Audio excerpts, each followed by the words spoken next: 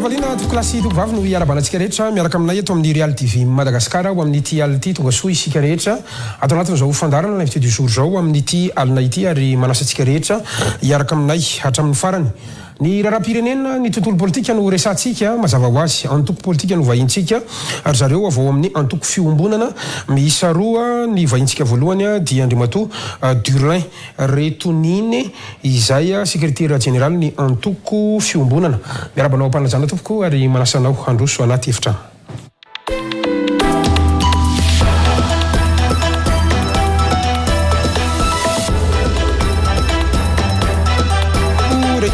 Durant izy no sekretera generaly eo anivony antoko fiombonana miarabanao tompoko ary misotranao nanakina sainy fandarana ho amin'ity alina ity. Mirabanao na Madagasikara ary mirahabantsika any antokatranao manaraka an'izao invité du jour zao ary ankafaliana no namalina ny antsonareo. Mankasitraka tompoko torak'izay ihany koa vahintsika faharoa ny filoha lefitry ny antoko fiombonana Andriamatoa Lova Randriana Solo miarabanao ampitiavana tompoko asanao ihany koa androso anaty efitrano ary.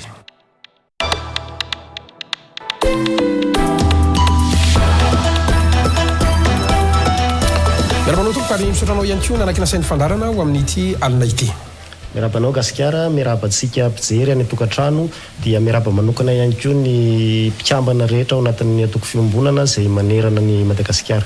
Mankasitraka indrindra tompoko asainay ampiavana nareo rehetra iaraka aminay hatramin'ny farany ianao izay mien'ny fandarana amin'ny alalan'ny Japon ny Real 94 FM dia arabainy ianao satria mivantana ihany koa amin'ny Japon izao fandarantsika izao izy miralaha tsy adino isika izay manaraka amin'ny page Facebook ny Real TV Madagasikara na eto Antananarivo isika any amin'ny faritany tsy adino manao kompatanana atsika any ampitan-dranomasina rehetra amina firenena maro samihafa miaraka aminay androany antoko fiombonana raha miresaka antoko isika dia fantatritsika fa hatraminay efajato isa ny antoko politika eto Madagasikara la isafidy hoe andeha nangana antoko politika satria raha ny antoko fiombonana aloha isan'ny zandrizandriny ihany ianareo ka nahoana ny hoe andeha nangantsika tsy nisy naresy lahatra anareo ve ireo antoko politika efajato isa izay efa misy eto Madagasikara tompoko. Ia mankasitraka na Madagasikara amin'izay ataoko hoe fanontaniana tonga dia mivantana mahakasika an'izay pijorony antoko fiombonana. Manina tokoa ny antoko fiombonana tsy ataoko hoe ny andanina nakany amin'ny antoko amin'ny fitondrana amin'izao fotoana izao ary tsy ny andany ihany koa nakany amin'ny antoko mpanohatra zany. Ny antony dia ny safidy zay eo amin'ny toeran'ny vahoaka. Rehefa amin'ny toeran'ny vahoaka zany dia ataoko hoe hijery ny zavatra maharary ny vahoaka zany amin'izao fotoana izao ka izay no nahatonga ny ataoko hoe ny tanora ny tena ankabeazany resy lahatra ataoko hoe nanangana an'le antoko antsoina hoe fiombonana zany satria ny antony dia voalohany dia saika ny zarazarany hevitra ara-politika zany ny tanora ankehitriny zany hanika very ny repère. Ny faharoa manaraka an'izay dia ataoko hoe tsisy politika mazava zany hitondrasana ny firenena ka hitondra anjara biriky ny antoko fiombonana zany zay nahatonga azy nijoro tamin'ny taona lasa efa hoe taona zany zao tamin'ny volana mars no nahazoana n'ilay arrêté ministériel avy amin'ny ministère-ny intérieur sy décentralisation ka mijoro ara-dalàna zany amin'ny tany républicaine Madagasikara zany antoko fiombonana zany. Manaraka an'izay raha ny mpikambana zany ao anatin' zany antoko fiombonana zany dia efa betsaka satria efa betsaka ireo descente zay natao zany eny anivon'ny province eny anivon'ny faritany i région azafady io ihany koa ny eny anivon'ny district zany. Raha atao ny tombatombana zany dia province anakina zany atreto no efa voatety ny antoko politika fiombonana dia faritra 320 ary district 700. Ny commune efa mandeha amina ataoko hoe amanjatony maro zany ny commune amin'izao fotoana zao no efa voatety ny ary mbola mitoy ny fitetezam-paritra zay ataony antoko fiombonana zany ahafahana ataoko hoe mitondra an'izay hevitra zay zany eo anivon'ny fokotany sy ny commune ny district ny faritra ary ny province zany manerana ny Madagasikara ahafahana ataoko hoe mandresy lahatra an'ireo vahoaka malagasy zay lina ataoko hoe hitsofoka na ataoko hoe hiditra amin'izay antoko fiombonana zay. Idirako ihany le antoko fiombonana avy eo fa raha iverinako le fanontaniana dia miresaka nareo hoe misafidy ho any amin'ny vahoaka hijery ny vahoaka fa ngamo ireo antoko politika efa misy ireo tsy mijery ny vahoaka tsy makany amin'ny vahoaka zay ny evin'le fanontaniana zany raha miresaka fiombonana inona zay le mijery ny vahoaka zay fa ngaro tsy mijery ny vahoaka fa rehefa ianareo dia ohatrany ahoana le hoe mijery vahoaka. Satranao Gasikara amin'izay fanontanian'izay jerentsika kely inona no zava-misy nandritra n'izay fotoana nazahoantsika fahaleovantena zay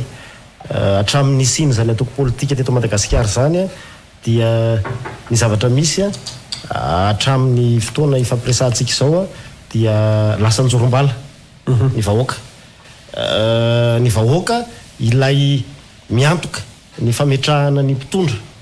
eo amin'ny toerany rehefa miresaka mpitondra moa tsika dia mazava ho azy fa mpanao politika no resahana satria ny fakana ny fitondrana dia avy amin'ny alalan'ny atoko politika dia izay vahoaka lasa anjorombala izay vahoaka lasa fitaovana fotsiny izay no natonga ny fiombonana ny joro sy nitsangana hoe andao araka ny tenen'ny monsieur le SGT hoe andao ho atsangana zany atoko politika fiombonana zany atoko politika fiombonana zay tena amerina indray voalohany aloha amerina n'ilay fatokisan'ny vahoakany zany atao hoe atoko politika zany satria ny zava-misy ange Gasikara ny vahoaka no mifidy nefa rehefa tonga eo amin'ny toerana ny mpanao politika dia lasa politikan'ny kinamanamana lasa politikan'ny faminona posy politikan'ny fitiavatena zay no lasa hita. Inona manam-pirofo fa raha ho tonga eo aminareo ny atao hoe fahefana sy ny fitondrana dia tsy hanao ohatran'izay ihany koa ianareo. Inona zany tena mampiavaka anareo amin'ireo atoko politika hafa? Ny mampiavaka ny atoko fiombonana eo aloha ny vinam-piarahamonina zay ananany atoko fiombonana izay maresy lahatra an'ireo mpikambana anay manerana ny Madagasikara araka ny voateny teo hoe efa ny faritra maro sy ny distrika maro ary ny commune dia efa misy an'izany atoko fiombonana zany fa ny anisan'ny tena mampiavaka dia araka ilay fomba fijery teo hoe ny atoko fiombonana dia tsy hoe por ny fanjakana misy na manohatra ny fanjakana misy mitsikera ny atoko fiombonana raha ohatra ka misy zavatra tokony ho tsikeraina amin'ny atao amin'ny fanjakana fa ilay tsikera entina manarina satria rahantsika malala fa ny malagasy ary tena metraka an'izay hoe ny atao hoe namana dia ny manintsy ny arina tava tsy mijery ny arina tava dia ny atoko fiombonana mitsikera raha misy zavatra tokony tsikeraina ny atoko fiombonana dia nipetraka hoe eo ampovoany satria ilay vahoaka mihitsiny no tsinjovina ilay vahoaka mihitsy no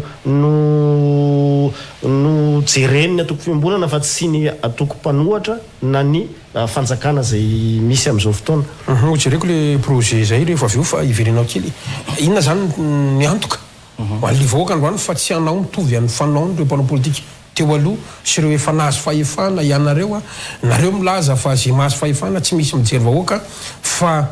ianareo zany raha efa ho tonga eo inona le antoka fa tsy hanao an'izay ihany koa ianareo monsieur Lessé? Efa vovaly angaman'izay na Madagasikara tamin'le fanazavana ny tery am-boalohany hoe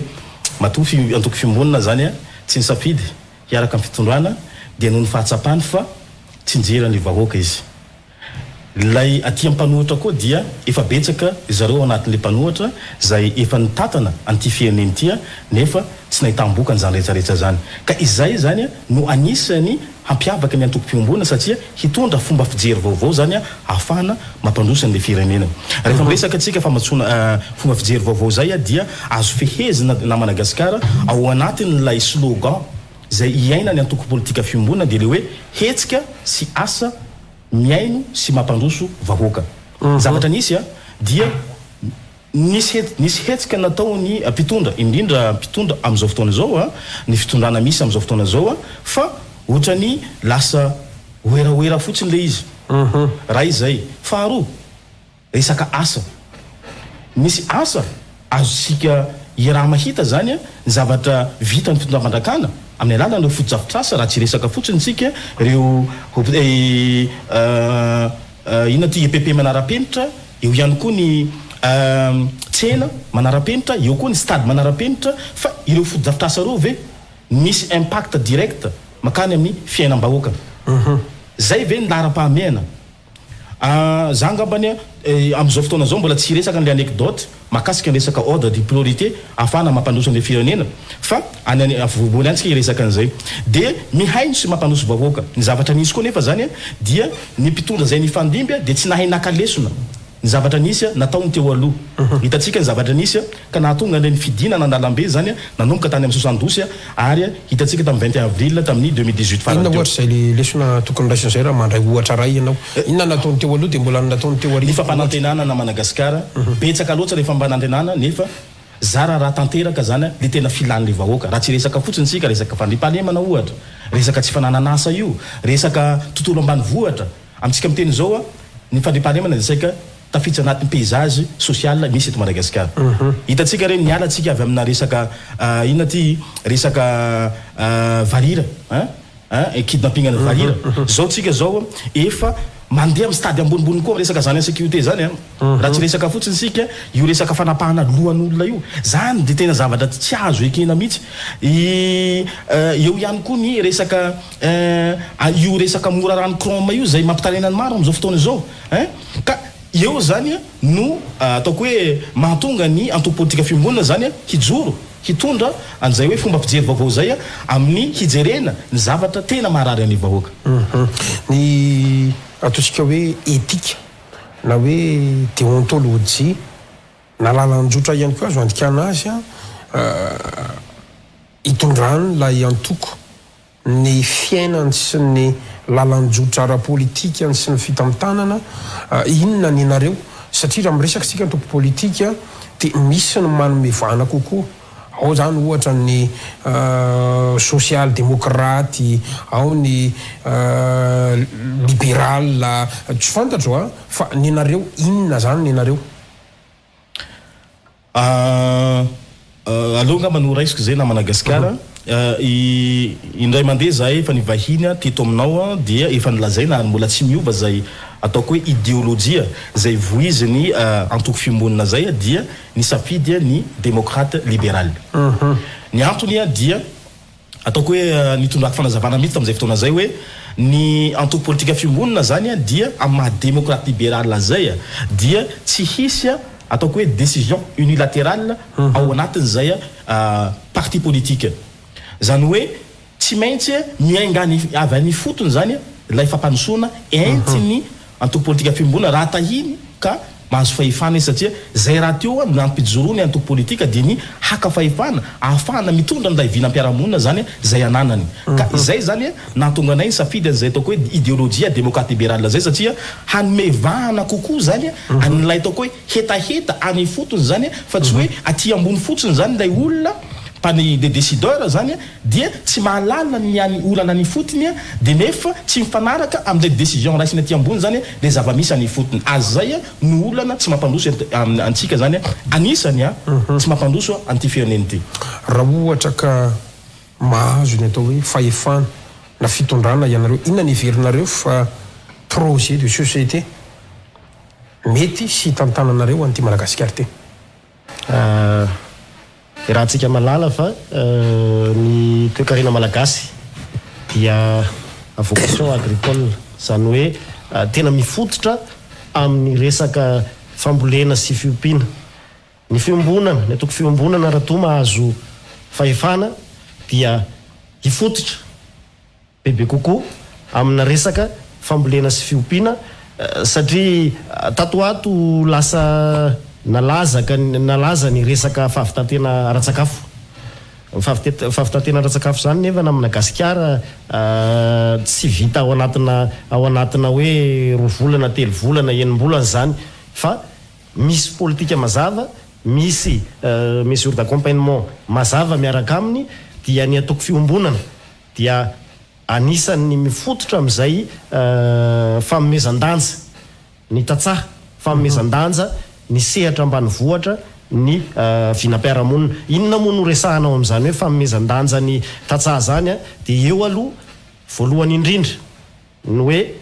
amin'ny resaka fananantany misy zany ao anatin'ny vinam-piarahamonina ny atoko fiombonana dia makasika an'izay resaka fananantany zay mba tsy ny vahoaka malagasy mba tsy ny tatsaha indray no lasa tompony mangatakatiny amina resaka fananatany zany a fa mba tena ho tompony dikan'izany misy ny fanamaivanana ny fanamorana any fikarakarana nyreny taratasy reny a mba tena ho ara-dalàna ny tanyny tatsaha eo ihany koa ny resaka fampitaovana zay anisany anatin'ny vinam-piarahamonina ny ataoko fiombonana koa zany ny famezana fitaovana nireo tatsaha reo ny fanamboarana ny lalana satria raha tsisy ny lalana na mamokatra ary dia tsy afaka ho avoaka ho amidy fanamboarana ny lalana fanamboarana ny fotodrafitrasa rehetra makasika ny resaka fambolena sy fiompiana fa indrindraindrindra zay anisan'ny hoe zavatra zay tsapa amin'izao fotoana izao fa somary ambany zavatra dia ny resaka tsy fandriam-pahalemana na hoahoana tetikasa sy ny hoe fanampiana nireo tatsaha reo dia raha mbola tsy mandry fahalemana ny tany dia tsy misy varany ihany zany zavatra zany satria raha ndray ohatra fotsiny ngetsika hoe tsika hiezaka natratra n'izany fahavitatenana sakafo zany fa ny omby anefa ny amin'izao fotoana izao dia ripaka ny ombony tatsaha zany hoe tsisy aloha zany ny zezika efa miaina fa anisany tena iveloman'ny tatsaha misehatra ny fambolena koa dia ny fampiasana ny omby eny an-tanimbary ny fitomana ny zezika fitomana ny vokatra zany dia ilana ka mifototra amin'ny resaka famomezan-danja ny tontolo ambanivohitra ny vinam-piarahamoniny ataoko fiombonana tsy midika zany hoe ambany zavatra ireo sehatra asa hafa fa noho izay ny toekarentsika vocation agricole zay dia mifototra indrindraindrindra amin'ny tontolo ambanivohitra. Inona no mety hanampiana ho an'izay atao hoe projet de société zay? Ity le anecdote na Madagascar par rapport am'le ordre de priorité zay ny firenena israeliana tany aloha tany dia nanana olana eo amin'ny lafiny fambolena raha ijeritsika zany ataoko hoe firenena israeliana zany dia fanjakana kely tena no kely tena kely mihitsy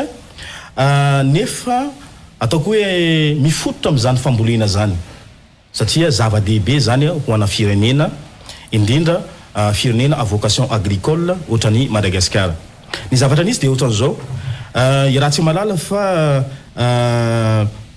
anisany tany tsy dia milamina eo amin'ny fiadivana sistany zany ny israeliana miaraka amin'ny palestiniana dia ny zavatra nisy nanam-pikasana zany ny tompona ndraiky mpanjakana israeliana tamin'izany fotoana zany dia hanamboatra fiaramanidina faran'izay raitra dia taorinan'io anefa zany dia nisy olana ara-pambolena zany zay ataoko hoe ny saika hitondra ataoko hoe problème goavana zany eo amin'ny resaka fambolena zay zany ho anjareo israeliana dia mbola tsy vita nefa zany lay ataoko hoe le fiaramanidina zay tena raitra zany dia niditra amin'ny ataoko hoe famahana ny olana zany zay mahazo ny fambolena ny premier ministre tamin'izany fotoana zany dia rehefa tonga lay conseil des ministres zany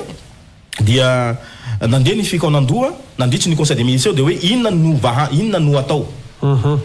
lay fiaramanidina zay ataontsika hoe ilay ny ministère de défense sa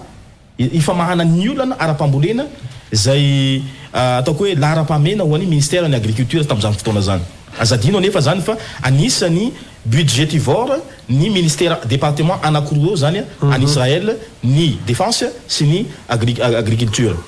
dia izao ny zavatra nisy ny safidy ny vahoaka israeliana zany hamaha ny olana ara-pambolena noho n'inona noho ny mahazava-dehibe an'izany ataoko hoe fambolena zany ny eto amintsika zany dia io olana ara-priorité io zany no ataoko hoe anisany mampikatso ny fampandrosoana ihany koa satria araka ny teneninay teo dia mifototra amin'ny resaka tontolo ambanivohitra ny politika hoenty ny antoko politika fiombonana zany amin'ny fampandehanana ny toekarena zany raha tsy resaka fotsiny sika ny resaka filière girofle io efa resahako foana io hoe io filière girofle fotsiny tamin'ny taona lasa dia nahazoantsika 224 millions $2 USD. Tsy tarehimarika avy amin'ny antoko fiombonana zany na avy amin'ny Duolin fa tarehimarika avy amin'ny EDBM. Izany 224 millions de dollars zany na Madagasikara dia isika no classé premier pays producteur zany any girofle tamin'ny taona lasa. Raha ohatra ka Indonésie no tena tompon-dakany zany maneran-tany. Ao anatiny zay ataoko hoe 224 millions de dollars zay dia 40 000 tonnes no ataoko hoe naondratsika zany tamin'ny taona lasa. Io 40 000 tonnes io dia ao anatina surface 70 000 hectares ary 18 000 planteurs fotsiny. 18 000 planteurs fotsiny. Imaginez zany fa mbola tsy ampy zany 18 000 planteurs zany raha ohatra ka filière girofle fotsiny zany satria azadiny fa ny filière girofle dia azo exploiter na manomboka amin'iny faritsy Agnalanjirofo iny eny fa navarabara sy ny faritsy Agnalanjirofo raha faritsy Sabà mbola ahitana zany hatrany amin'ny faritsy Atsimatsinanana. Dia nefa zavatra misy any amin'ny faritsy Agnalanjirofo satria mba efa niaina 10 taona tany ny tena dia tsisy régénération ana jeune plant de girofle fa ilay girofle namboleny dadabe iny no mbola hotazany zafiafy aty. Karaha haitsika zany mikojakoja ne serait-ce que io filière girofle fotsiny za tsy resaka lavany jerentsika filière lavany am'izao fotoana zao dia tena potoka tanteraka no ny monopole ataony mpanjaharaha misy eto an-toerana dia ataoko angambany fa afaka mivoaka ao anatiny zany ataoko hoe olana ara-tsakafo zany tsika satria azadina ange fa antsika miteny zao 720 000 tonnes no vary afaratsika zay mamotika an'ireo tantsaha zany zay miaina am'izany fambolena vary zany eto Madagasikara. Ahoana fomba hialana am'izany? Dadadrainy fitondrana am'izao fotoana zao fa itsika champion am resaka nutrition. Raha ohatra ka vahoaka nona no anomezana titre olona anankiray am'izany resaka nutrition zany dia ataoko angambany fa ataoko hoe fanararam-baraka ny firenena zany ka zay zany no mahatonga ny antoko fiombonana dia mitodika bebe koa amin'ny tontolo ambanivohitra zany rehefa miresaka antsika tontolo ambanivohitra zany tsy resaka fambolena fotsiny fa eo ihany koa zany ny fiompiana, ny jono, ny artisanat ary indrindrandrindra ny fizahantany satria io no miorchestre ny indirectement zany io filière resaka agriculture sy resaka élevage io ihany koa ary ny pêche satria azadiny fa jerentsika ny olana tao anatin'ireny ataoko hoe pandémie reny fa sahirana mihitsy ny tantsaha miécoulé ny produit satria maninona satria tsisy mpizahatany mihitsy ange nikatona frontière dia dikan'izay zany sahirana ny tantsaha dia zay zany mahatonga atsika miteny hoe ohatriny ahoana le mitodika sy hoe manome voana tontolo fiompiana fambolena andresanareo teo tafitra ihany koa ireo secteur potentiel zay ananatsika amin'ny resaka fanoranana zany dia ny tourisme andresanareo teo ohatriny ahoana satria ny olona rehetra ho amin'ny resaka an'izany daholy fa ny anazy zany l'exemple concret ohatra ny tontolon'ny fiompiana dia omena tracteur say inona le anjara toerany mpitantana ao anatin'le izy inona le andraikitra ho ataon'ny antoko fiombonana raha mahazo an'le fahefana zany mba ahafahantsika satria fotoana zany zao afantaran'ny olona hoe inona marina moa le projet an'le antoko fiombonana mba tsy ho balarora sy fampanantenana pokaty dia mba zavatra mipetrapetraka any amin'ny raha matériel ve fampiofanana an'le tantsaha ve fanafarana vahiny ve zany zao ohatra amin'ny fiompiana manao amin'ny fambolena manao anandray ny fiompiana anafatra omby avy any avelany ve nareo ohatrenaineny amin'ny fiaramanidina sy ny siranam-piaramanidina tsy fantatro ohatrany ahoana zany le concret an'le izy raha ohatra ka mba afaka somary précisenareo kely ame ohatra kely fotsiny za efa zay ny vice présidente eo na Madagasikara makasika ny olana ny fananantany am'izao fotoana zao ahoana fomba zany ahafahana ataoko hoe manome tany zay efa atao fanjakana am'izao fotoana zao fa mila tohizana le izy an'ireo tantsaha zany any ambanivohitra mba ho sécuriser kokoa zany ilay tany ananany fa tsy hoe mamboly eo izy dia avy eo misy hakandray ny taniny rassurena zany izy amin'ny alalan'ilay sécurité foncière raha izay faharoa manaraka an'izay rehefa ananany io tany io ahoana fomba hahatonga azy ataoko hoe ho matianina amin'ny fanaovana an'ilay activité zany rehefa miresaka tsika activité dia araka nyteneny tao hoe maromaro ao anatin'ilay secteur primaire dia ho fanina izy mba tsy hoe mpamboly le olona nefa rehefa jerenao izy hoe aiza le tanimbolonao de mangahazo 100 fototra fotsiny na 50 fototra zany no asehony anao fa rehefa miresaka tsika professionnalisation lay ataoko hoe secteur agricole zany dia tena hoe amatianina tsika manana sekoly mpanofana an'izany resaka fambolena zany ahoana fomba ahafahantsika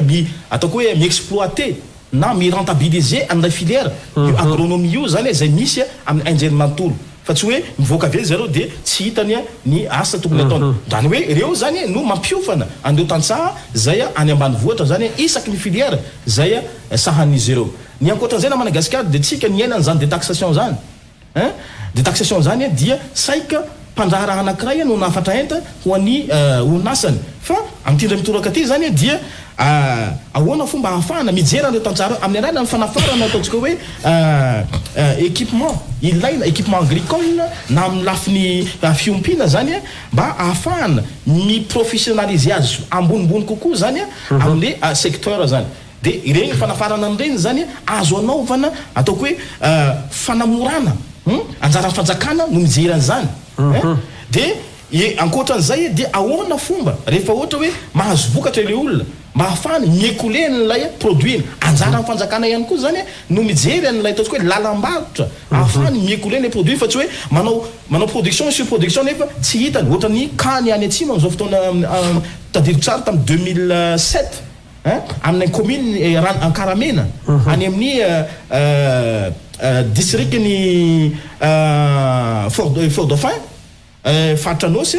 dia misy an'izay commune kely zay Ankaramena de nisy ataontsika hoe organisation non gouvernementale anankiray no nanao ataoko hoe vulgarisation na culture maraîchère rehefa ana tomaty io ny eo ihany koa ny tongolo ny surproduction am'izay izy na Madagasikara de soray ny tomaty azonay imaginena fa mandeha amina 10 ny sora anankiray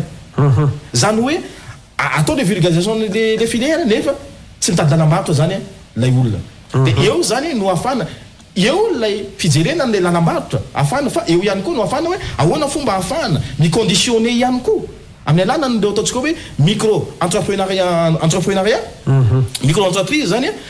mi-conditionner les produits zay ataontsika hoe mety ho périssable satria tsy afaka mitahiry ny produit tsika de ahoana fomba afana manangana unité de production anankiray zany an'ilay ohatra zao misy mahita tsika ny tamatavy zao misy an'io le fruit io manodina le voankazo de atao anatina boîte de azo amidy de am'zany zany zavatra imasoany antopolitika fiombolana mba hijery akaiky andeo tantsara eo zany indrindra lay olana zany eo amin'ny secteur primaire zay mazava tsara toko hoe mba ahafahan'ny olona mahafantatra ny atao hoe toko fiombona moa ny antony nametrahako an'ireny fanontania ireny totoka kely tsy amin'ny vice président hoe toko fiombonana mbola ao anatiny le hoe safidianana andao anao antoko politika ihany betsaka ny ataontsika hoe antoko politika eto amintsika nareo ve mieritreritra fa mety anana chance raha mampita amin'ireo antoko politika lehibe izay efa nitantana efa ataontsika hoe manerana ny Madagasikara mihitsy ireo mpikambana ao aminy inona no mety ho herintsika anananareo rahatsorana zany masa mijoro sy mifanandrana miatrika andreo ve raha ny antoko fiombonana angambany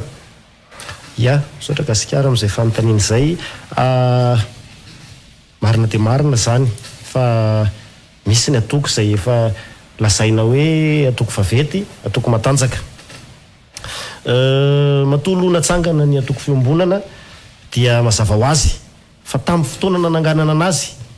dia efa nisy ny analyse natao ary arinan'izay dia nisy ihany koa ny pakady zay efa ny volavolaina afahana mametraka an'izay atoko fiombonan'izay amina plasy tokony isy anazy ny hoe atoko misy ny atoko matanjaka misy ny atoko fiombonana atoko ny forona tsela dia iverinay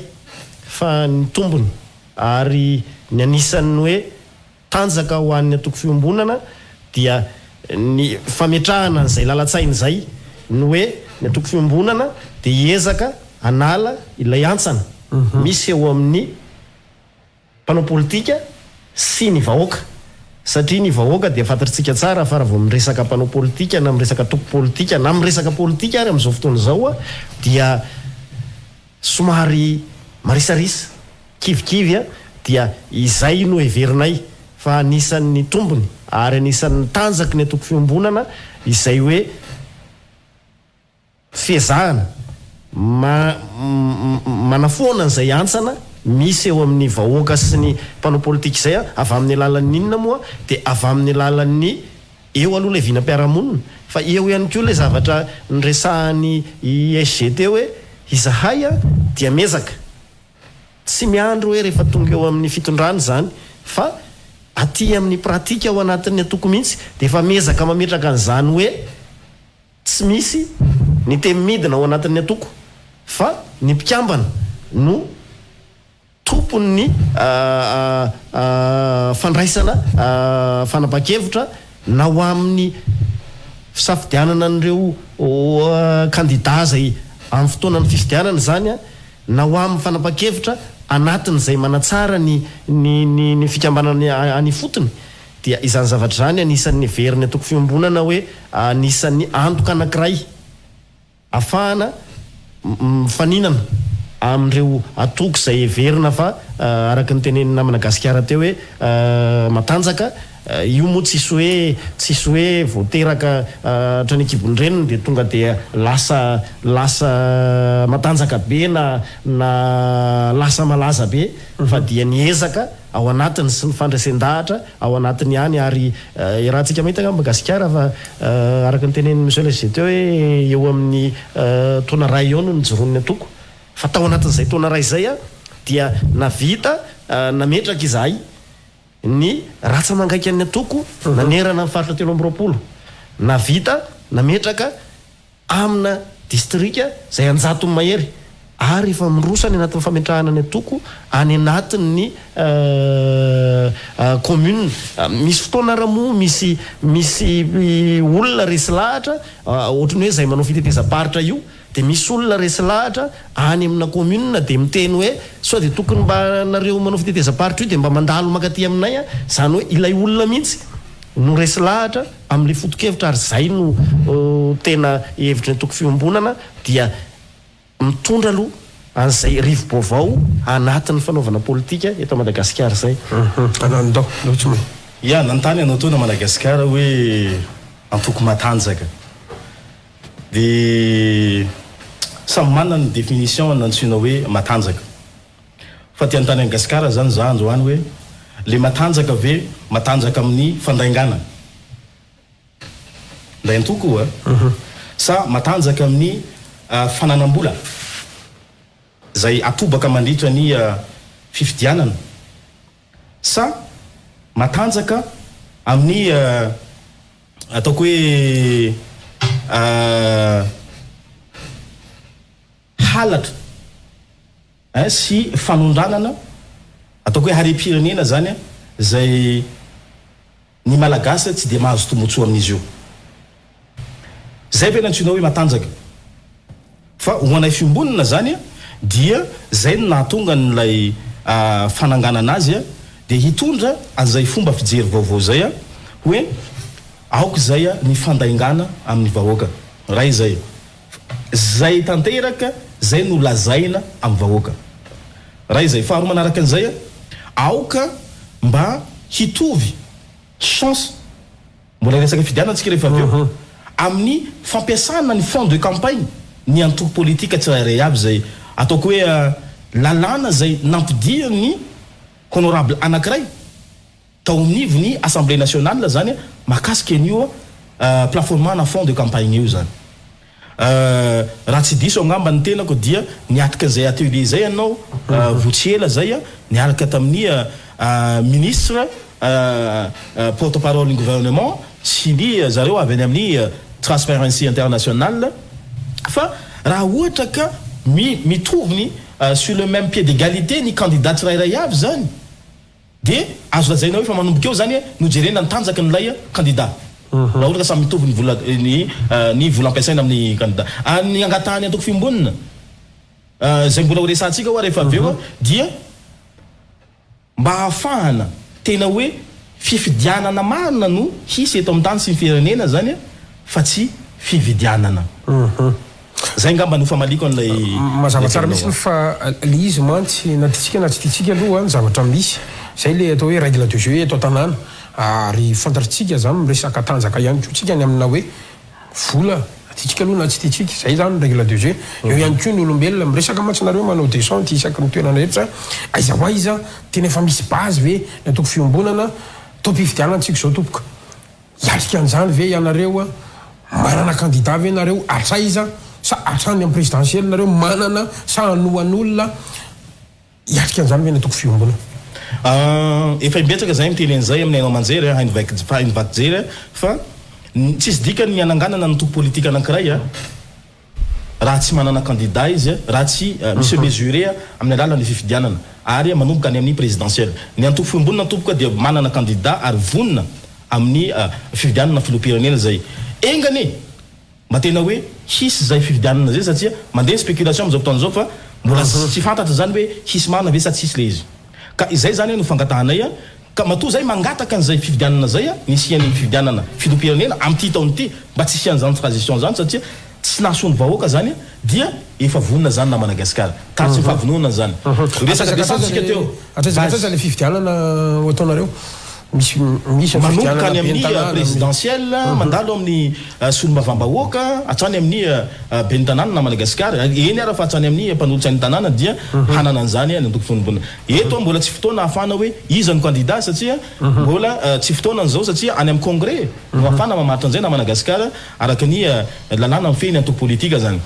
de manaraka an'izay ngamba ny descente ny resahany namana teo dia efa betsaka ny descente zay efa natao raha ilaina manaraka na Madagasikara afaka mitondra tsara ngamba zahay dia aseho amina omena ianareo dia aseho amin'ny PJ zany ajaina zay manaraka an'izao fandarana zao am'izao fotoana zao ka nisy zany descente zany ary efa betsaka ireo ataoko hoe olona lina am'izany hoe vinam-piarahamonina na ny antoko fiombonana zany ary tsy mitsahatra ny sasany mandefa message amina page Facebook mandefa appel amin'ny téléphone ary araka ny voalazan'ny vice-président teo raha any amin'ny toerana zay andalovanay dia misy olona tena hoe manketaheta te hiaona aminay nefa ny fotoana moa zany voafetra dia anjaran'ny antoko zany sy ny olona mpanao mission mpanao descente no mijery ny fandamina zany zay afana hoe amvina fotoana afana miona amin'ireny olona reny satria ny descente na Madagasikara dia tsy hoe indray mandeha ihany fa atao matetika satria be dia be koa ny ataoko hoe ny corruption électorale misy am'izao fotoana zao ianao mametaka amin'ny base nefa tonga koa zala inona ty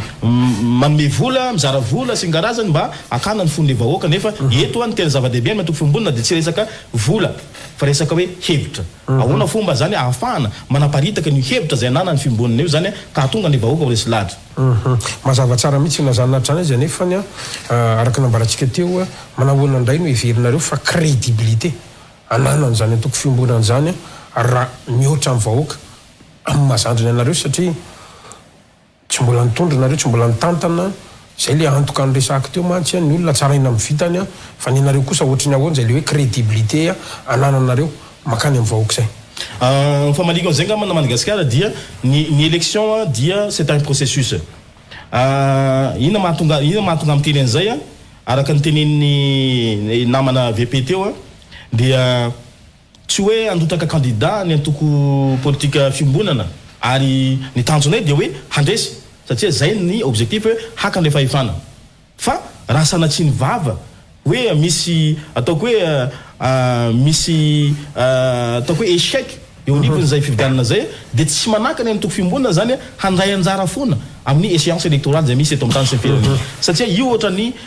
lalao baolina kitra ihany na Madagasikara tsy hoe resy zao le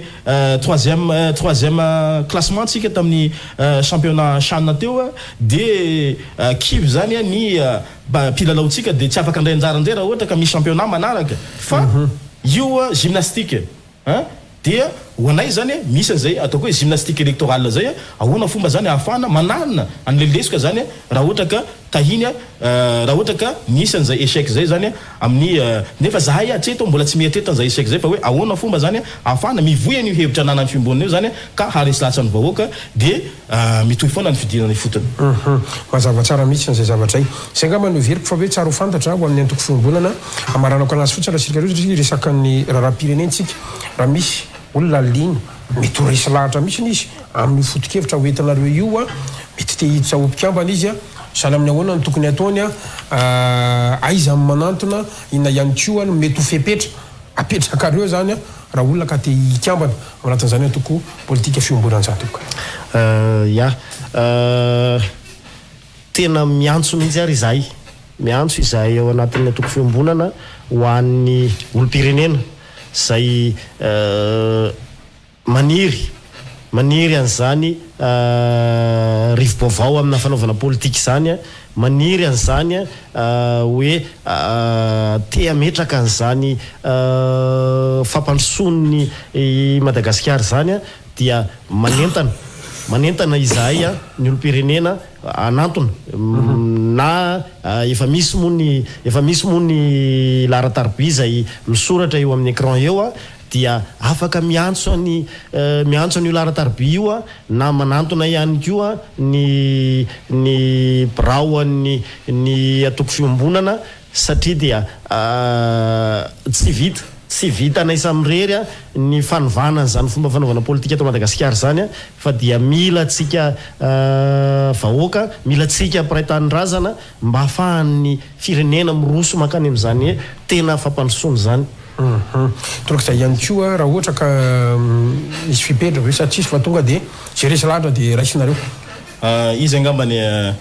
fambesatsika antoko politika zay namana Gasikara dia misy ataoko hoe membre fondateur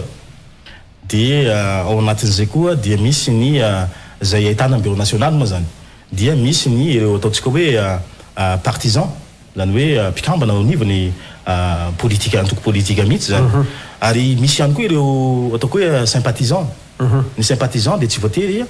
miditra ao anatin'ny antoko politika anao izy fa mankafy dia ho anay zany dia tsy manavaka niza fa kosa misy karazana hoe fepetra zany zay apetraky ny antoko fiombonana zany hoe raha misy olona ataoko hoe tianatevinaharana anay zany dia tsy manjobotanana zahay na dia avy any parti politika hafa izy fa mety tsy ho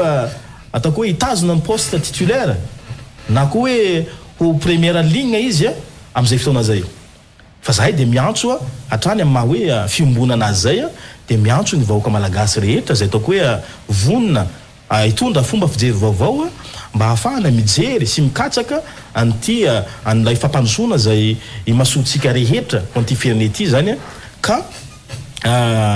manantona an'ilay bureau zay voalaza ny vice présidente eo sy miantso ny lalany tarby fa vonona foana zany zahay handray antanana ny fandraisana azy ireo zany na io ho antsika mponina Antananarivo sy ny manodidina na ho an'ireo zay avy any amin'ny fahatany raha ohatra moa manao descente zahay dia efa vonona zany zahay iaona amin'ireo olona zany zay ataoko hoe lina te hiditra amin'izany antoko fiombona zany any amin'ny toerana zay anaovana descente ho an'ny olona eto Antananarivo ndray dia afaka miantso an'ireo laharanareo fa raha eto zay dia vonona foana zany handray an'ny reo olona zany tianatevinaharana tontolon'ny fiainam-pirenena ry antoko fiombonana irahantsika mahita fa tom-pifidianana ny 324 hatreto aloha samy mbola mametra-panontaniana ny amin'ny mety isy na tsisy iny zany fifidianana zany ny zavatra hita aloha dia miroso makany ny CNI tamin'ny alalany fanomezana andreny tetiandro ny dalim-pifidianana ho an'ny filoham-pirenena aloha hatreto nefa fantatritsika ny novembre sy ny décembre ho avy izao fa ny tena manahirana dia ny fanontaniana apetraka ny olona manoloana an'izay ataontsika hoe fifidianana izay ny fanontaniana voalohany dia ny hoe isy ve le fifidianana sa tsy isy ny antony ao zany resaka olana arabola ao ihany koa ny mety ho finiavana izay ho ataon'ny fitondram-panjakana atongavantsika makany fantaniana faharoa dia hoe manahoana adio angarahara ho ekeny rehetra ve le izy satria raha tsika mahita ny firafitry ny CENI, firafitry ny ACC, fa indrindra ny mety isina ataontsika hoe fiandaniana raha toka mirotsaka ny flo ankehitriny am'izao fotoana zao zany rehetrarehetra zany miteraka devitra ho an'ny antoko fiombonana manokana manahoana ihany koa no mety ho fahitanareo ny processus électoral androany ao anatin'izay fanontaniana anankitety zay topoka izy no atao maise mahakasika an'ilay fividiana no resanao teo na Madagasikara dia ho anay zany a dia niangatahana amin'ny fitondram-panjakana ny hidécréter an'ilay ataoko hoe proposition zay nalefa ny CENI zany mahakasika ny daty zay nanaovany CENI proposition zany ary efa nahazo aviany ACC amitsika miteny zao ny zay décret zay zany andrasana hoe anao appel aux urnes ny fitondram-panjakana ny amin'ny alalan'ny gouvernement moa zany zay ny fangatahanay zany ny faharoa manaraka an'izay dia mba hisiany ataoko hoe règle du jeu mazava zany zay fomba fiantotsika azy na Madagasikara na io concertation politique na io tsy fantako na io peu importe zany lay ataoko hoe voambolana ho ampiasaitsika zany iantsona nio ataoko hoe espace anankiray zany ahafahany ny olona rehetrarehetra zany indrindra ny ataoko hoe antoko politika rehetrarehetra zany miara misalahy mijery vahaolana zany mialohan'ilay fifidianana satria azadino fa rehefa tsy tomombana ny ataontsika hoe processus avant ny élection zay zany ahoana moa zany no antenaitsika hisiany ataoko hoe fahatomombanana mandritra n'ilay fifidianana ary tsisy crise post électorale ka izay zany no anaovana antsoavo zany mba hisiany zay ataontsika hoe espace de concertation zay zany à l'initiative ny fitondrana zany fa ny fangatahanay dia ny hisiany fifidianana zany am'ty taona ty zahay tsy mieritreritra zany an'izany ataoko hoe spéculation mandeha mahakasiky ny transition tena tsy mila zany zahay antoko politika fiombonana ary midika zany fa vonona zahay na Madagasikara zany hiatrika an'ilay fividianana filoam-pirenena satria efa manana candidat zay nahoana nefa ny fahitanareo an'le fanomanana aloha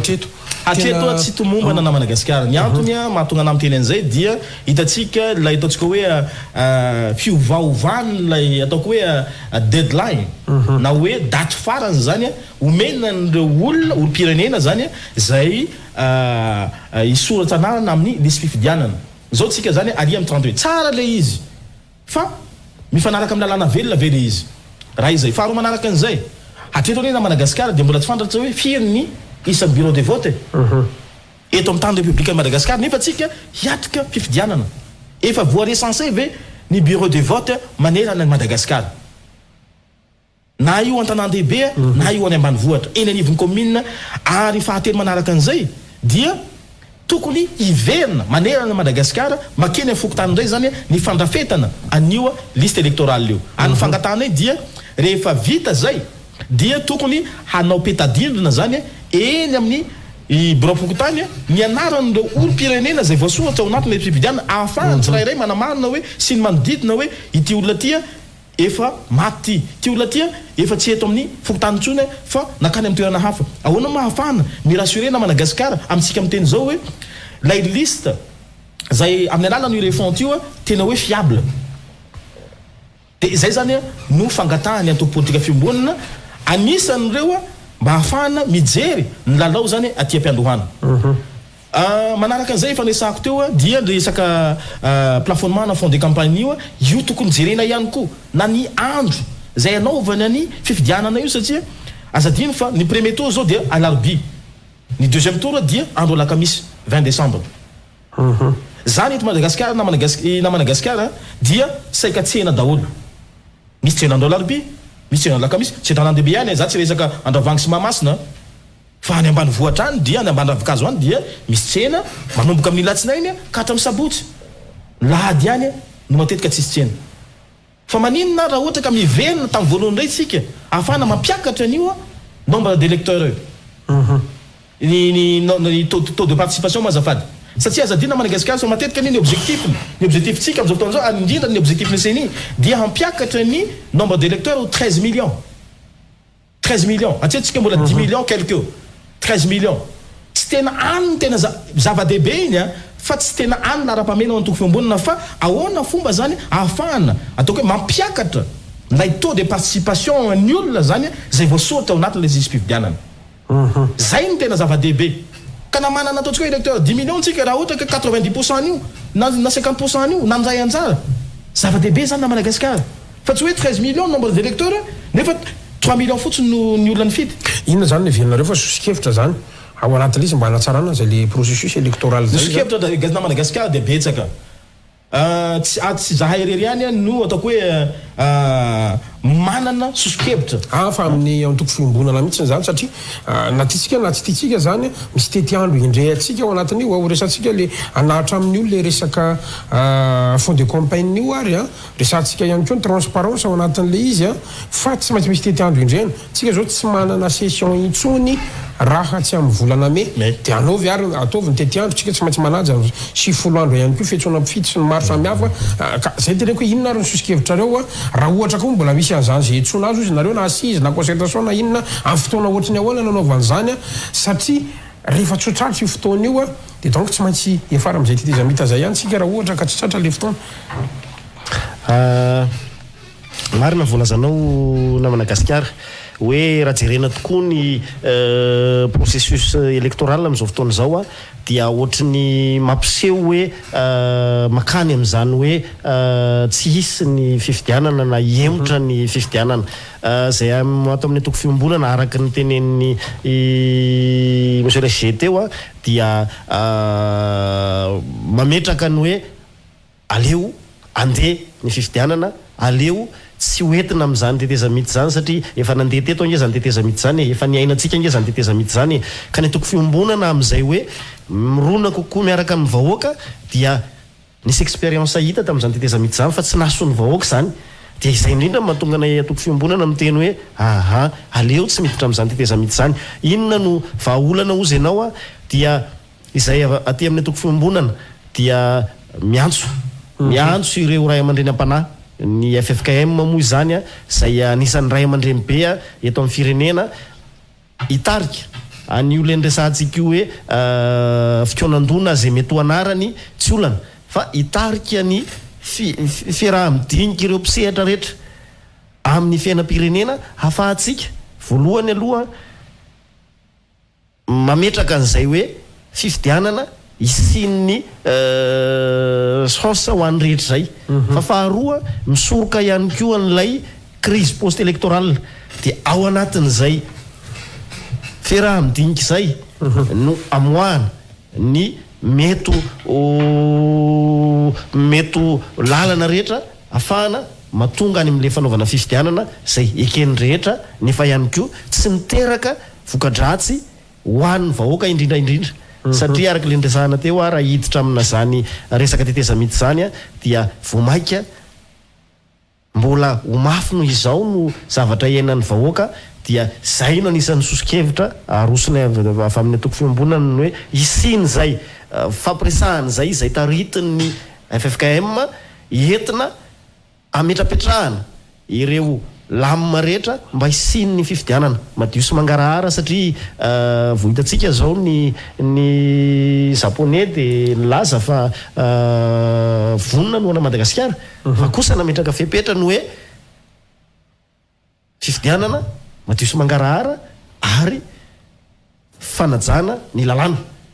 izay zavatra zay nefany raha tsika mahita fa raha le zava misy zay aketr'io dia mampiseho taratra araka le niteneninao teo hoe ny mpikambana ao anatin'ny ACC ny mpikambana ao anatin'ny CNI to mampiseho taratra hoe tsy mandeha makany amin'izay lalana any amin'ny fangararana sy ny fahadiovana izay dia mila aloha zany ny mpisehatra rehetra anatin'ny fiainam-pirenena dia miara-mikondo miara-midinika mba hafahana tonga any amin'izay fifidianana mangarahara seken'ny rehetra izay Ratsika moa no mety totoyany anisan'ny miteraka devitra ihany koa amin'izao fotoana izao ary izy mirahalahy mahakasika ny atao hoe tontolo ny fitantanana raha-panjakana hitantsika vo malomalo zao nisy an'ireny fanesorana ny tompon'andraikitra ambony eo anivony fiadikana repoblika italian'ny kabinetra izany raha ny vaovao moa navoaka ny Real TV dia olona izay tsy vaovao amin'ny fitondrana ihany tafapetraka eo amin'izany toeran'izany ny tranga tiako entina zany dia hoe manahoana ny fahitanareo an'izay ataontsika hoe fomba fitamitana an'izao régime zao an'ilay firenena mihitsy hitantsika reny teraka adihevitra be ny kabary zay nataony ny Ramatoa Christine Razanamasoa tany amin'ny fizavafia ny farany herinandro teo hitantsika reny ny oronam-peo zay mivoaka maro samihafa nisy an'ireny resaka seg zany sy manamboninahitra ambony eo ny gendarmerie pirenena fa hitantsika reny karazana fifamalina mivantana ankolaka sampomba ny fitondrany reny ary tsy azotsika adinoana ny motion de censure farany teo zany hoe samy ao anaty fitondrana daholo no ahitantsika zany atao hoe fifandonana anatiny sa efa karazana endrika fifanonganana anatiny manahoana ny fahitanareo an'izay ataontsika hoe régime volondorana zay mihitsy ratsorona angamany ao anatin'ilay izy ary inona no mety ho akony zany aty amintsika vahoaka iverika any top ifitianana hoa ny 3 sy 4 monsieur Lessin. Ya, ny ana Madagasikara dia mahakasika n'ilay fanovana ny tompon'andraikitra eo anivon'ny kabinetra ny civil ny présidence dia maro niny nivoaka tamin'ny alarobia teo reny zany na Madagasikara raha manao lecture politique tsika dia taratsy ny ataoko hoe tsy fahaizana ataoko hoe mitantana zay zany ny raha-pirenena satria azadino fa talohan'izay tsika dia nanovatsika gouvernementa efa indimy angambantsika zay dia ny faharoa manaraka an'izay ny dirikabiny présidence koa tsika dia efa maromaro ihany zay ozy tsy mahay manisa ary raha tsy resaka koa tsika ny secrétaire général ny présidence SGP dia efa nivoako nge nisy fiovana koa nahitana fiovana koa zany indroa angambany izay raha tsy diso za reny zany na Madagasikara dia ataoko hoe taratsy ny fitavozavozanana ny politika entina hitondrasana ny firenena hanika lay problème zany tsy avy aty ivelany tsony fa avy ao anatiny io lay antsony teny frantsay hoe problème endogène zany hoe izy samy izy ihany zany no mifanipaka ohatra ny valalan-karona ka raha ohatra ka lay ataoko hoe ny zay problème interne ny izy samy izy zay eo amin'ny fitondrana ny tiako tenenina mazava ho azy dia ny vahoaka ihany zany no mizaka ny eran-tsainy zay zany le vokatra ny resahanao atao hoe inona ny vokan'izany ny vokan'izany dia lay vahoaka foana zany no mizaka ny tseran'ny ainy zany mahakasika an'io satria tsisy politika mazava entina hitondrasan'ny firenena hanika fisoloana olona zany no hany olona hitan'ny fitondrana hoe ndao soloana ny raha ianina koa sao de mba ianina no atafaboaka baolina ndao soloana ny raha ianina koa sao de mba ianina afaka inégocier ny bailleur ndao soloana ny raha ianina koa sao de mba raha ianina afaka ataoko hoe hitondra vahaolana amin'ity problème ty tika ve zany fa maparefo an'ilay fanjakana le retranga misy mazava ho azy na Madagasikara mazava ho azy rehefa anao manolo pilalao matetika zay de dikan'izay misy fatomombanana anao ka azadino fa misy objectif koa ao anatiny ny objectif anefa zany dia ataontsika hoe nivokany teo ary amin'ny vahoaka malagasy fa lay objectif amin'ny fitondrana matoa misy réorganisation io dia ny hakana fahefana ndray mandeha amin'ny azoany deuxième mandat raha tsy resaka fotsiny sika amin'ny inona nahatonga ny président Sénat mialatsiny tsy président Sénat fa ny mpiambana ray avy any amin'ny Sénat mitendrena nakany amin'ny membre ny gouvernement misy dikany reny satria rehefa ohatra ka hilaza amin'ny fomba ofisialy amin'izay ny filoham-pirenena zany amin'ny filatsahako fidina dia tsy maintsy mametsa-pialana izy rehefa mametsa-pialana izy dia tsy maintsy ny filohan'ny Sénat no miassure ny intérim ny intérim amin'izay fotoana zay ka regny zany dia fa taratsahady fa efa misy kadikady politika ao zany ivelany lay ataontsika hoe problème gouvernance araka ny teneninao teo toraka izay ihany koa raha ohatra ka miresaka tsika andre nitranga maro samy hafa rehetrarehetra reny raha ohatra ka manao fandikana mety ho azotsika fa isy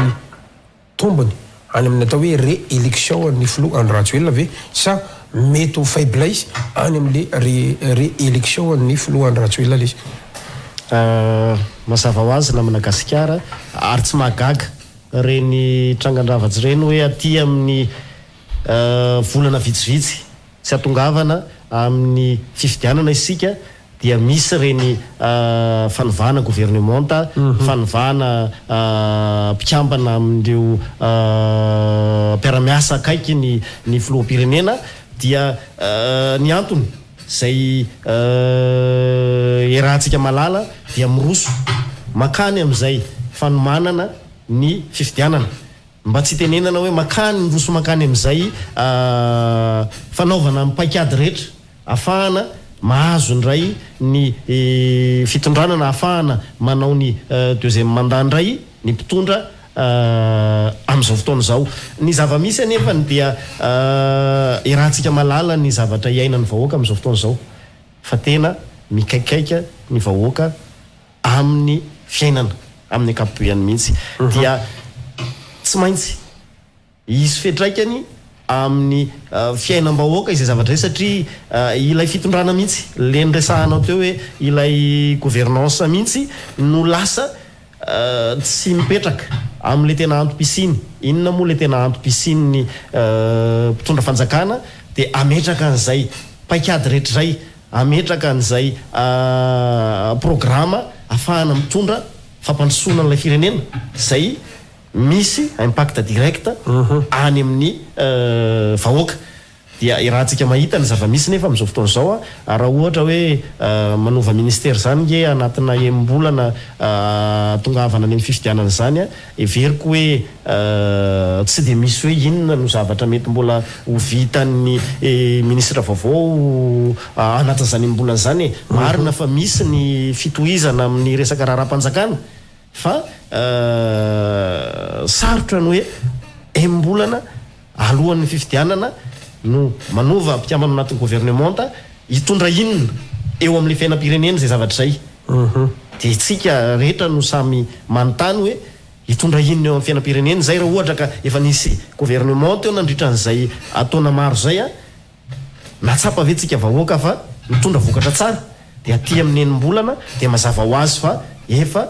manao an'izay paikady rehetra zay na manomana an'izay paikady rehetrarehetra zay ahafahana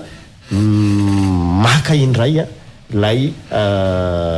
deuxième mandat ny tompona andraikitra sy ny mpitondra fanjakana amin'izao fotoana izao farany raha ohatra tsika ka mandinika ny zavatra misy amin'izao fotoana izao manana tsika hoe olana lalina ny malagasy olana ara-tsosialy ny fahefa mivity tena ambany dia ambany ny vola zay tokony hoanina mpiasam-panjakana nanana fahasahiranana kely tsika teo ireo manana vola amin'ny fanjakana moa dia sahirana zay tsy fandoavana zay tsosa maro samihafa le gouvernance mihitsy zany manana zay fahasimban'izay raha ohatra ka miresaka tsika ny sosialim-bahoaka mahirana ny vahoaka tsy fandriam-palima zany rehetrarehetra zany tranga misy iainantsika amin'izao fotoana izao raha ohatra ka ny antoko fiombonana no eo amin'ny fitondrana manoloana ny tranga io inona ka inona nataonareo toko na Madagasikara mila politika zany hitondrasana an'ity fireneny ity be dia be ny olana ny tanesainao teo raha tsy resaka fotsiny sika zao ny olany ataoko hoe fitantanana araka ny resahanao teo dia mila atao mazava tsara aloha zany ho any antoko fiombonana ataoko hoe ireo vola azony mpitondra fanjakana zany indrindra ireo membre eo anivon'ny gouvernementa ny institution raha tsy resaka atsika io sénat sy ny assemblée nationale ny ACC zany hoe isaky ny institution zany dia tokony hazava ary hainy vahoaka malagasy hoe ho tinona kay ny karamany ataoko hoe filoham-pirenena anankiray na ny prime ministre sy ireo ministre ireo. Zany na Madagasikara dia politika hoenty ny antoko fiombonana zany fa tsy hoe manao déclaration fotsiny ery amin'ny Bianco déclaration des patrimoines de nefa tsy fantatra hoe hoatrinona ny karamany. Zany na Madagasikara dia efa finiavana sahady fa hiditra makany amin'ny fitantanana raha mpanjakana zany amin'ny fomba ataoko hoe mangarahara. Ny faharoa fahatelo manaraka an'izay ny fijerena ihany koa zany ireo olona ny satria efa resaka sosialy ianao sy teo karena teo dia ireo opérateur eto an-toerana zany satria ny zavatra misy amintsika amin'ny teny zao mahatonga nireo ataontsika hoe fahasahiranana eo nivo ny opérateur na orinasa madinika io na salatsalany zay sahirana mihitsy mitaky ny ataoko hoe ny karaman'izy ireo zany any amin'ny fitondram-panjakana dia tsy misy fijerena nireo mpanjaraha malagasy fa saika ny vahiny zany no ataoko hoe migalabona sy mahazo tombotsoa zany eto amin'ny tany sy ny firenena ka ny lahara-pahameny antoko politika fiombonana zany dia ahoana fomba hampiroboroboana an'ireo onasa malagasy zay eto an-toerana satria ny zavatra misy anena Madagasikara dia matotsy miroborobo ny onasa malagasy eto Madagasikara dia misy zavatra anankiroa na zany ilay olona manambola na azo vola mitsirariny dia tsy sa izy misy investir eto Madagasikara fa manao manao investissement any ivelany raha izay. Faharoa noho ny tsy fijerena azy ireo manokana zany hanika tsy sa izy ireo hiditra am'zany fanjahararana zany fa ny antoko politika fiombonana zany ho famahana an'izay dia raha tahiny ka lany izy mahazo fitondrana dia eo anivony ataontsika hoe département ministériel de hisy département ministériel manokana hisahana resaka entrepreneuriat zany hoe ahoana fomba zany hampidirana an'io fandraharahana io zany mba hiroboroba eto Madagasikara fa tsy hoe vahiny fotsiny no handraharaha eto amintsika nefa tsy de misy tombony ho atsika zany le izy zay zany ny valiteny mahakasika an'iny Madagasikara. Nahoana manampikely monsieur le vice-président fanotaninao na Madagasikara no erana toko fiombonana no tonga eo amin'ny toerana ka tratrana zavatra ohatran'io dia inona no atao dia mazava ny valiteninay eo amin'ny toko fiombonana hoe ny toko fiombonana raha tonga eo amin'ny fitondrana dia tsy tratrana zavatra ohatran'io. Inona ny antony? Ny antony dia tsotra hoe ny toko politika fiombonana raha tonga eo amin'ny zany fitantanana ny firenena zany dia anana politique publique mazava tsara, anana politique sectorielle mazava tsara ary anatin'izay politique publique mazava tsara zay dia manana azo anda mazava tsara koa izahay zay ametrahana ireo priorité zay tena marary eto amin'ny firenena dia ny social-mbahoaka. Zany zavatra zany tsy hoe volana vitsivitsy alohan'ny ataperamondavo apetraka fa ny toko fiombonana dia vao mahazo fitondrana vao mahazo ny fitantanan-draharaha mpanjakana dia izany social-mbahoaka zany no vaindohan-draharaha. Inona moa ny resahana ao anatin'ny social-mbahoaka dia eo aloha ny fahasalamana, eo ny fampianarana, fanabeazana, eo ny resaka sécurité zay mizara roa, misy ny fandripalemana dia ny resaka sécurité alimentaire dia eo ihany koa ny fampanananasa. Ireo zavatra ireo zany no zavatra fototra fa rehefa milamina ny sosialin'ny vahoaka afaka mamokatra izy araka le nitenenina teo, afaka manondrana vokatra, afaka misehatra amina secteur d'activité hafa, afaka mampiroborobo ny tourisme mba ahafahany vola vahiny miditra, afaka misinvestira mihitsy eto amin'ny firenena. Dia ino no resahana hoe ny atoko fiombonana dia amelanja an'izany opérateur économique malagasy zany satria zay ny anisan'ny olana tamin'ny fitondrana zay mifandimby dia ilay mpandraraha malagasy no lasa inona ny azo ilazana azy hoe lasa voapotsipotsitra lasa marginalisé ato anatin'ilay firenena zay mpandraraha tokony ampiasa vola amokatra asa ho an'ny tanora satria io nge anisan'ny olana amin'izao fotoana izao hoe ary voaresaka ny rahana tamin'ny namana moa tamin'ny maraina teo hoe lasa miazakazaka ny tanora malagasy mitady lalana ianarana ny ivelany miazakazaka ihany koa ny tanora malagasy zay tsy anasa mitady lalana iasana ny ivelany inona ny olana dia izay tsy fisina sosialim-bahoaka mipetraka tsara izay a tsy fisina asa tsy fisina fametrahana an'izay priorité anatina fitantanana amin'ny fiainam-pirenena izay a dia tonga amina stade ohatran'izao ka ny atoko fiombonana dia raha tonga eo amin'izany fitantanana ny tany firenena zany a dia tsy hotojo situation mitovy amin'izao misy akehitr'io zao inatry amarana ny fandarantsika ry izy miralana zany natrany izy anefa inona no heverinareo fa afatra tsara ho ampitaina ho ampanaraka fandarantsika na teny famarana na fanditanana piteny zavatra nomaninareo ihany koa kanefa tsy natanika tata anatin'ny fandarana dia fotoanan'izao metsika fitenenana vice président lova Randry Nasolo ary eny tompoko mila firaisan-kintsika malagasy afahana miroso amin'izany hoe fampandrosoana zany afahana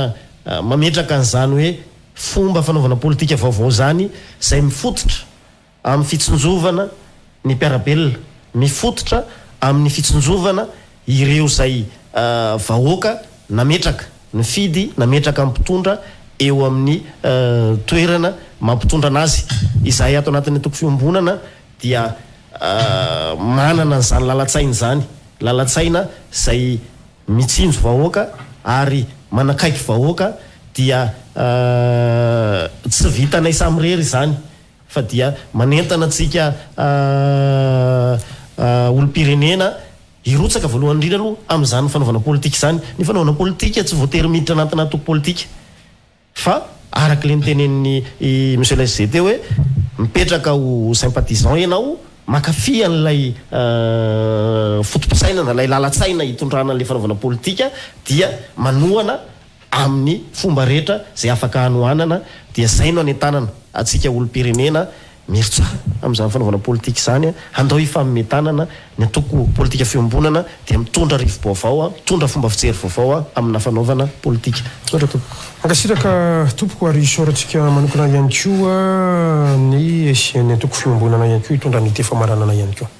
ia te hitodika amin'ny vahoaka malagasy za ananatsika ny harenandranomasina ananatsika ny harena ambany tany manana andro zavaboatsika zay foin'Andriamanitra ho atsika eto amin'ity nostia ireo biby sy zava-maniry maro samihafa manan-karena atsika amin'ny resaka olona indrindra manana an'izany antsoina hoe population jeune zany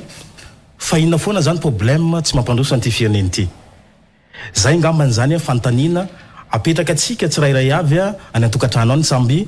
mitsakotsako an'izay fa ny antoko politika fiombonana zany amin'ny mahafiombonana zay dia hijery an'ireo ataontsika hoe harena maro voalaza teo ireo zany mba hiombona ny malagasy ray manontolo fa tsy hoe olombitsy fotsiny eo amin'ny fitondrana no higokany ireo harena maro samihafa reo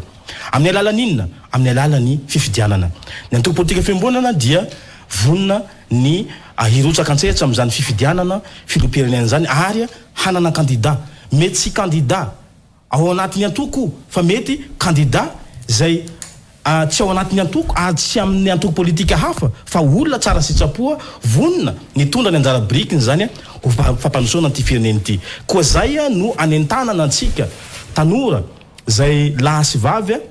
ary isika rehetra zay mananjo zany mba hianoratra anarana any anatin'ny lisy mpifidianana satria mbola nanome fepotona ny CENI zany mandrapatonga ny 31 mai ahafahantsika misoratra anarana zany ao anatin' zany lisy mpifidianana zany farany miantso ny FFKM satria nipetraka ho ray aman-dreny nareo teto amin'ny firenena hatrizay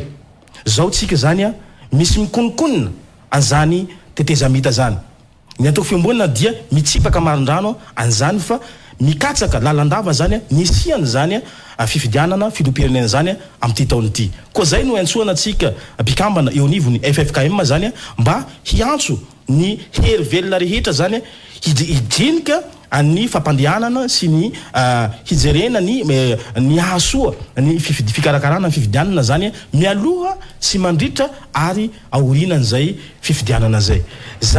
na Madagasikara no azona tolotra androany ka dia mankasitraka ndray mandeha tamin'ny fanasana fa vonona foana zay rehefa antsoinareo mankasitraka manokana nareo mirahalahy amin'ny ankapobeny aloha tena mifantoka sika hoe inona marina le antoko fiombonana inona ny tanjona inona ny tikany makaiza ny lalany raha mitondra firenena makaiza sy makaiza inona ihany koa ny vahaolana hoentina zany antoko fiombonana zany ho an'izao zava-misy eto amin'ny firenena zao zay ny tena antony nanasana aloha everiko fa efa mba misy apahana tamintsika tany tokantrano zany nahafantatra ny tiany antoko fiombonana atongavana zany amin'ny fisiny eto amin'ity firenena mamitsika sy malalatsika ity mazava ho azy mbola maniry ny iverinareo manaraka amin'izay fotoana zay tena hiady hevitra indray tsika amin'ny zava-misy sy ny aktualité eto anivon'ny firenena fa ho amin'ny androany aloha dia tena ankasirantsika manokana Andriamatoa Lova Randriana Solo zay vice président ny antoko fiombonana makasitraka indrindra tompoko makasitraka na Madagasikara makasitraka atsika piaino tany tokantrano dia misaotra tamin'ny fanasana ny tato amin'ny Real TV makasitraka tompoko sotra indrindra tompoko isoratsika manokana ihany koa ny secrétaire général ny antoko fiombonana Andriamatoa Durlin Retoniane sarotra yata Madagasikara le anarany rehefa tonga fitondrana dia moramora madoda azy Madagasikara satria mba mizatra ny olona zatra ny olona narosoanao ihany koa misaotra nanaky vahinona saina natao fandarany tompoko mankasitraka na Madagasikara ary mankasitraka atsika nanaraka ny invité du jour tandroany ary mamparantena ny iakadreto ndray manaraka itondra hevitra vaovao ho atsika mpanaraka ny fandarana invité du jour ato amin'ny Real TV isorako manokana antsika rehetra tany tokantrano niaraka taminay antramin'ny farany tamin'ny ity alina ity ary mametraka ny veloma mandrapitafa ho manaraka indray tompoko lasy tovavy veloma tompoko